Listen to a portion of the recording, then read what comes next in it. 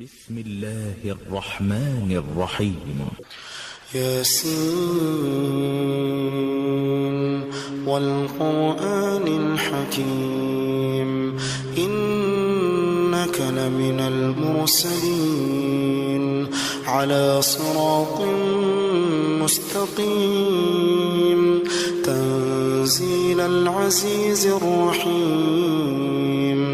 لتنذر قوما ما أنذر آباؤهم فهم غافلون لقد حق القول على أكثرهم فهم لا يؤمنون إنا جعلنا في أعناقهم أغلالا فهي إلى الأذقان فهم مقمحون وجعلنا من بين أيديهم سدا ومن خلفهم سدا فأغشيناهم فهم لا يبصرون وسواء عليهم أأنذرتهم أم لم تنذرهم لا يؤمنون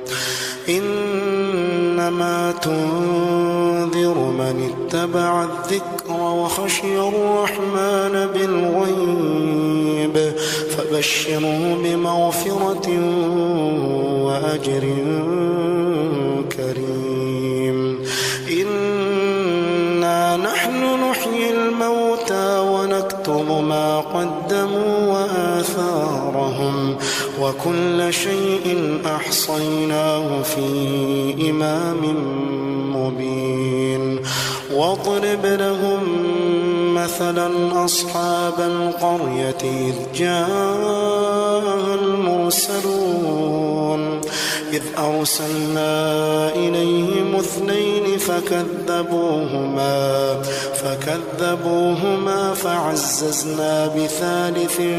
فقالوا إنا إليكم مرسلون قالوا ما أنتم إلا بشر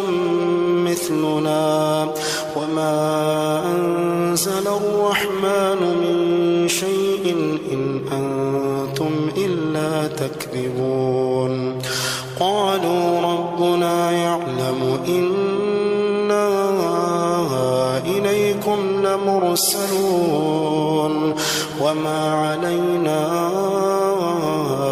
إلا البلاغ المبين قالوا إنا تطيرنا بكم لئن لم تنتهوا لنرجمنكم